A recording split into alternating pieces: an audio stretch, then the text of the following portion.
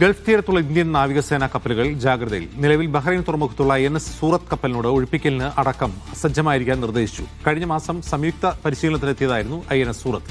Oman ഉൾക്കടലിലും Eden ഉൾക്കടലിലും ഉള്ള കപ്പലുകളും ജാഗ്രതയിലാണ്. Hormuz കടലിടുക്ക് അടച്ചതിന്റെ പ്രത്യാഘാതം ഒഴിവാക്കാൻ റഷ്യയിൽ നിന്ന് എണ്ണ വാങ്ങുന്നത് വർദ്ധിപ്പിക്കാനുള്ള നീക്കത്തിലാണ് ഇന്ത്യ. ഡി ധനസുമോദ് വിവരങ്ങൾ നൽകും. സുമോദ്, ഈ റഷ്യയിൽ നിന്നുള്ള എണ്ണ വാങ്ങൽ ട്രംപുമായുള്ള ധാരണയുടെ അടിസ്ഥാനത്തിലാണ് നിർത്തലാക്കിയത്. അതെങ്ങനെ ഇനി പുനരാരംഭിക്കും?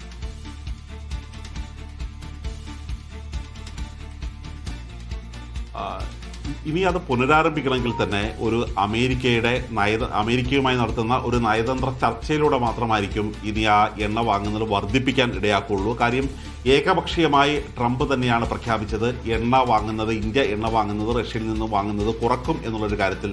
ഇപ്പോൾ പ്രതിദിനം 1.1 ദശലക്ഷം ബാരലാണ് ഇന്ത്യ വാങ്ങിക്കൊണ്ടിരിക്കുന്നത്. അത് ഏപ്രിൽ വാങ്ങിയതായിരുന്നു ആ തരത്തിലുള്ള കണക്ക്. പക്ഷേ കഴിഞ്ഞ ഫെബ്രുവരിയിലായിരുന്നു ഇത്തരത്തിലുള്ള വാങ്ങിയ കണക്ക്. അതേസമയം തന്നെ ഇനി ഏപ്രിൽ മുതൽ ഈ വാങ്ങുന്നത് പരമാവധി കുറച്ച് കൊണ്ടുവരാൻ തന്നെയായിരുന്നു ഇന്ത്യ തീരുമാനിച്ചിരുന്നത്. പക്ഷേ ഈ തരത്തിലുള്ള ഹോർമുസ് കടലിടുക്ക് അടക്കുന്നതുമായി ബന്ധപ്പെട്ട ഒരു സാഹചര്യത്തിൽ ഇനിയിപ്പോൾ ഇന്ത്യയിൽ എണ്ണയുടെ വില ഉയരുകയാണ്. മാത്രമല്ല എണ്ണയുടെ ഒരു പരിമിതമായ ഒരു അക്കൗണ്ടാണുള്ളത്. അതുകൊണ്ട് തന്നെ കൂടുതൽ എണ്ണ വാങ്ങേണ്ടി വരും, പുറത്തുനിന്ന് കണ്ടെത്തേണ്ടി വരും.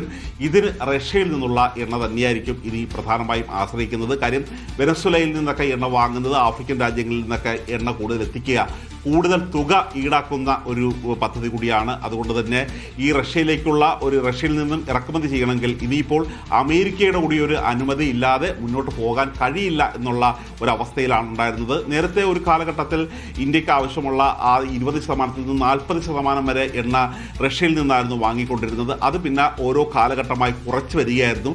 അതിന് പ്രധാനമായും അമേരിക്കയുടെ ഒരു സമ്മർദ്ദം കൂടി ഉണ്ടായിരുന്നു.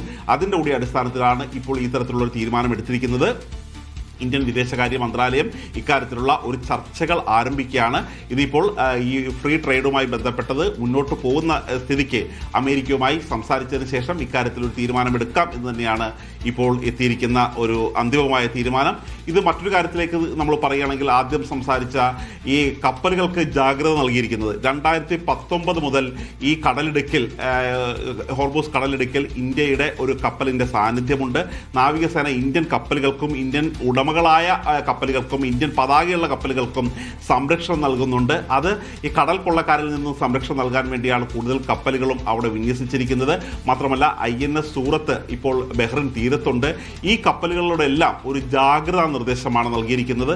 ഏതെങ്കിലും തരത്തിലുള്ള ഒരു ഒഴിപ്പിക്കൽ സാഹചര്യം ഉണ്ടായാൽ അതിനുകൂടി സജ്ജമായിരിക്കണമെന്നുള്ള ഒരു നിർദ്ദേശമാണ് പ്രതിരോധ മന്ത്രാലയം നൽകിയിരിക്കുന്നത്. ശരി സുമോദ്.